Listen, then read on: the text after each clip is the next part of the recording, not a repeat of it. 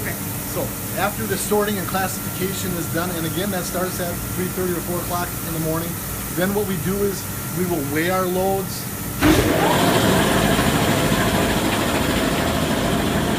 Everything is then sorted and classified in these red buckets here, and then what we do is we will break the loads down based on weight, and we have a scale here. Follow me. And then this is our petroleum dry cleaning room. This is our cleaning machine here, where we clean 70 pounds of clothes at a time. And then we have these are like big dryers at home, but they're actually called reclaimers, which will dry the garments and then also reclaim our solvent. Every load is weighed. We also add detergent and sizing to every load based on the poundage. You can slide out here and put it on pause.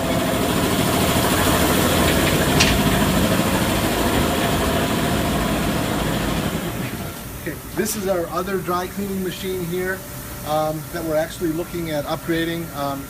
A new machine is going to cost probably around $80,000.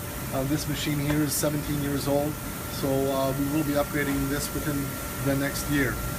This is our wet cleaning area here, where we do a lot of delicate wet cleaning and then also wet cleaning of the normal garments like khakis and coats that can be washable and other items. This is where we'll hang up garments in this area here after we have either cleaned them by hand or we have washed them on a real delicate cycle here. So this is where we do a lot of the delicate wet cleaning.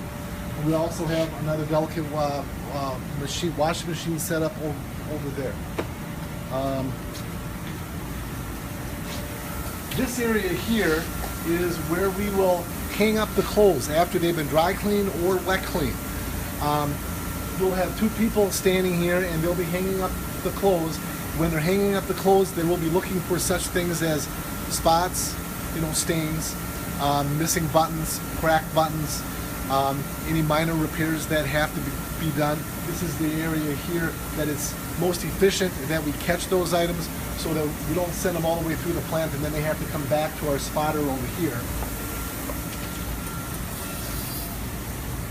Our main spotter works right here, and she'll do, normally we do probably 15 to 20% of our garments end up coming over here after they've been cleaned, in which she does post spotting. This is where it's extremely helpful. Probably out of, let's say that she spotted close to 200 garments today, probably only, I would say maybe 2% of those garments actually had that spot card on, and out of those 2% or 40 garments, probably maybe 1% of them actually had what the stain was. So again, it's very, very important if you can find out from the customer what that stain is. It'll help us to be able to get the stain out. So after the garment here has been spotted, it is either going to be re-cleaned, or it is going to be, if it was dry cleaned, now maybe it's going to be wet cleaned, or if it was wet cleaned, now maybe it's going to be dry cleaned, or she was able to get the spot out and now it'll go back to our presser, in which it'll be repressed and then go to our inspector. Okay,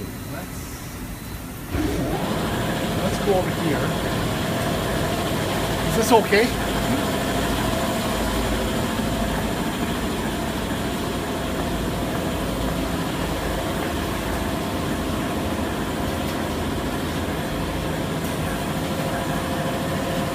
This is our seamstress area. Really, she's not a seamstress. She's not that qualified. All what we do here is simple repairs. Very simple. Like, as you can see here, we do have different colored threads. We've got a whole bunch of buttons here. It's really important when you are inspecting a garment at check-in that you're looking for all the buttons. Is there a missing button on a garment? If there is, you need to put a gray defective flyer on the garment where the barcode is, and you need to put on there missing second button from the top. That way we're not looking here for that one special button. We have gazillions of buttons here. gazillions. We cannot possibly have a button to match every button that's on a garment. So we do our best. So, but it's very helpful if there is a button missing on a garment. Again, you indicate it on that flyer and then also indicate it on the invoice. Okay, so we have two pressing aisles here. Both of them are set up kind of similar. Both aisle starts with a pants pressing station.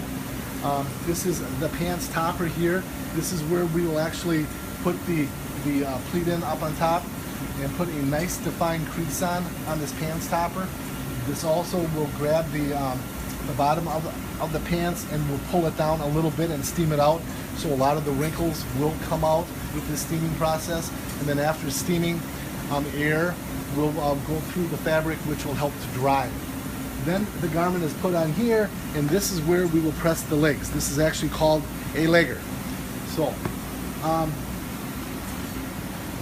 every finisher has a specific colored ring that they use, which identifies that person. So this person here, after she presses a pair of pants, she'll put this ring on the hanger, and then this goes on the screw conveyor along with the pants, and then this goes down the screw conveyor down to our inspection area. Now the inspector knows exactly who pressed that garment. So if it has to go back for a touch-up, she knows that, in this case, Mary pressed that pair of pants, and they can go back to Mary for a touch-up. And also it helps because everybody here has got a standard that they're expected to meet.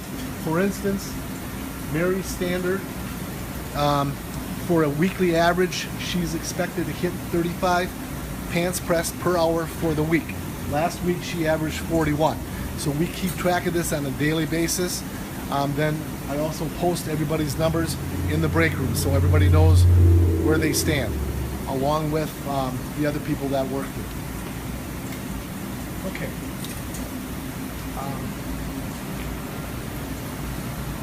This is our coat pressing station here. We have a Sankosha form finisher here. It's actually a tensioning unit. We got it about 7-8 years ago. It does a very nice job of helping to get the garment ready for pressing.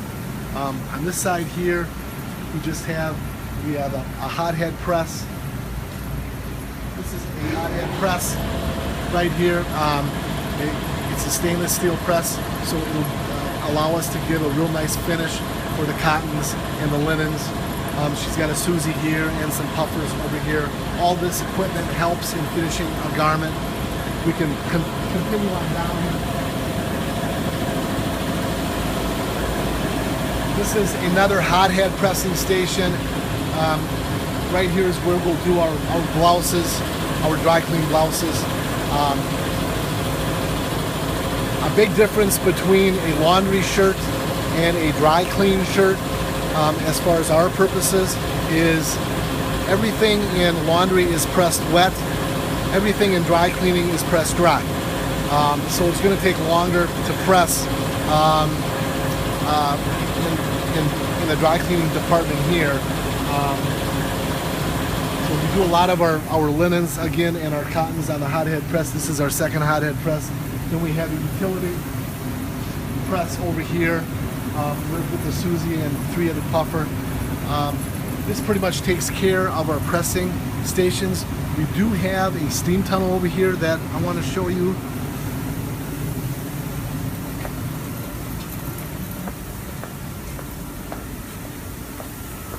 Can you put it on pause?